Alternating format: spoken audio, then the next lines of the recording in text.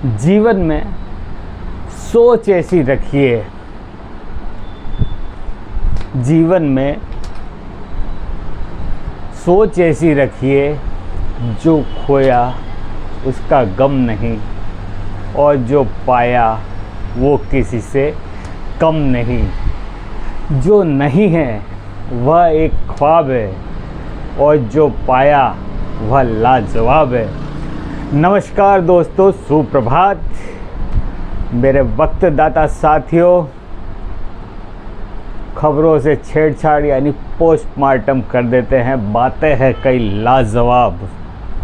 तो दोस्तों बात करते हैं खबरों की, और खबरों की बात करें तो राजनीति अभी चरम पर है, क्योंकि प्रधानमंत्री नरेंद्र मोदी तीसरी बार प्रधानमंत्री पद की ओर कदम बढ़ा रहे हैं। एनडीए भी उनका साथ देने को पूरी तरह से तैयार है और मोदी के समर्थन में आया पूरा एनडीए,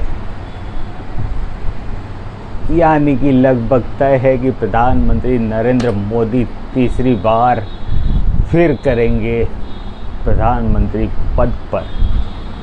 भारत का अलग अलग सोचे, आप समझे उसे कि कोई कह दे बेड़ा पार तो कोई कह दे बेड़ा गर्क, लेकिन अभी एनडीए पूरा साथ है मोदी के संग। तो दोस्तों अब मोदी अपनी बात करेंगे, लेकिन उसके साथ में हम बात करते हैं योगी आदित्यनाथ की। यूपी के अंदर जो कुछ खेला हुआ है, उसके बाद में अरविंद केजरीवाल ने जो कहा था वो याद आता है। और केजरीवाल ने कहा था इन चुनाव के बाद में योगी का पत्ता। केजरीवाल की यह भविष्यवाणी अब आकलन किया जा रहा है कि यूपी में योगी क्या अब नहीं रहे उपयोगी। चलो दोस्तों अगली खबर की बात कर देते हैं। और 7 निर्दलीय उम्मीदवार चुनाव जीते हैं, और इन 7 में कुछ नाम है जो जानना ज़रूरी है। और इनमें इंदिरा गांधी का हत्यारा बेअंत सिंह का बेटा सरबजीत सिंह भी शामिल है। इसी तरह से कश्मीरी नेता इंजीनियर राशिद भी शामिल है।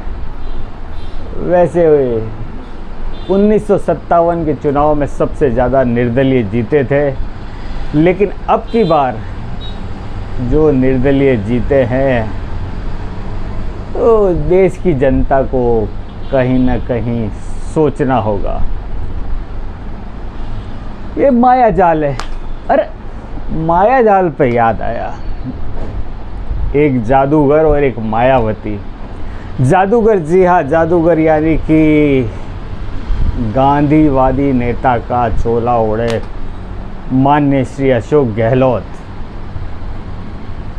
नालायक, निकम्मा, नकारा, न जाने क्या क्या नहीं कहा था, लेकिन उसी पायलट खेमे के 5 समर्थक सांसद बन गए हैं। और इधर मायावती का बयान सुनिए। मुस्लिमों को उचित प्रतिनिधित्व दिया था, लेकिन इसके बावजूद साथ नहीं दिया। ऐसे में भविष्य में सोच समझकर टिकट दिए जाएंगे।